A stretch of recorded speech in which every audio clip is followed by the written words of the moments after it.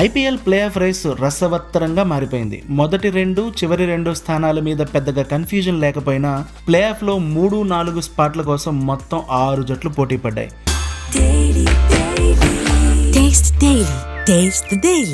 చివరకు 3వ ప్లేస్ ను SRH గెలుచుకుంది. ఇక లీగ్లో చివరి లీగ్ మ్యాచ్ జరిగే వరకు చివరి ప్లేస్మెంట్ ఏంటో కన్ఫర్మ్ కావడం లేదు. ఆదివారం ఐపీఎల్లో చివరి 2 లీగ్ మ్యాచ్లు జరుగుతున్నటువంటి వేళ ఫైనల్కు వెళ్లే 4వ టీం ఏంటన్న టెన్షన్ మొదలైంది.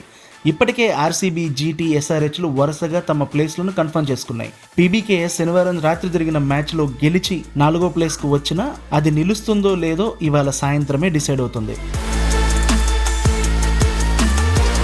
ఈ సీజన్లో ఆదివారం జరిగే చివరి లీగ్ మ్యాచ్ల్లో మొదటిది Mumbai Indians versus Rajasthan Royals. 5 సార్లు ఛాంపియన్గా నిలిచిన ముంబై ఇండియన్స్కు ఈ సీజన్ ఓ పీడకలలా సాగింది. స్టార్ ప్లేయర్లు గాయపడడం, బ్యాట్స్మెన్లు, బౌలర్లు ఎవ్వరూ కూడా సరిగ్గా పెర్ఫామ్ చేయకపోవడంతో ముంబైని కోలుకోలేని విధంగా దెబ్బతీశాయి. ముంబై ఇందులో ఓడిపోతే పెద్దగా జరిగే నష్టం ఏమీ లేదు, చివరి ప్లేస్తో నిష్క్రమించాలనే బ్యాడ్ నేమ్ తప్ప. కానీ రాజస్థాన్కు మాత్రం ఇది do or die match. Play off రేస్లో నిలవాలంటే రాజస్థాన్ ఖచ్చితంగా గెలిచి తీరాలి. రాజస్థాన్ తన ఆశలన్నింటినీ కూడా తమ చిచ్చర పిడుగు సూర్యవంశీ పైనే పెట్టుకుంది. ఎందుకంటే ఇప్పటి వరకు రాజస్థాన్ గెలిచిన అన్ని మ్యాచ్ల్లో మేజర్ రోల్ వైభవ్దే. ఈసారి కూడా వాళ్ళు వైభవ్నే నమ్ముకున్నారు. ఈ మ్యాచ్లో రాజస్థాన్ గెలిస్తే గనక 16 పాయింట్లతో 4వ స్థానాన్ని కైవసం చేసుకుని ప్లే ఆఫ్కు దూసుకెళ్తుంది. ఓడిపోతే ఇంటికెళ్తుంది.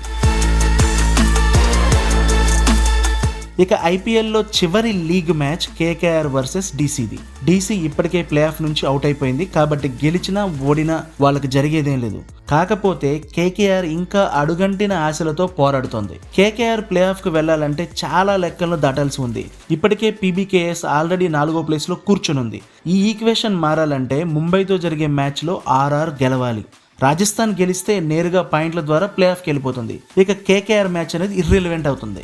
ఒకవేళ రాజస్థాన్ ఓడిపోతే అప్పుడు పీబీకేఎస్, కేకేఆర్లో ఎవరు ప్లే ఆఫ్కి వెళ్ళాలనేది డిసైడ్ అవ్వాలి.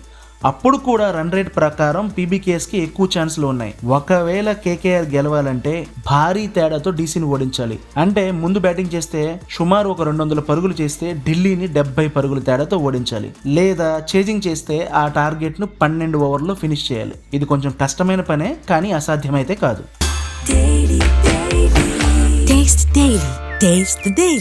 ఇక మొత్తం మీద చూస్తే రాజస్థాన్ రాయల్స్ ప్లే ఆఫ్కి వెళ్ళాలా లేదా అన్నది వాళ్ళ చేతుల్లోనే ఉంది.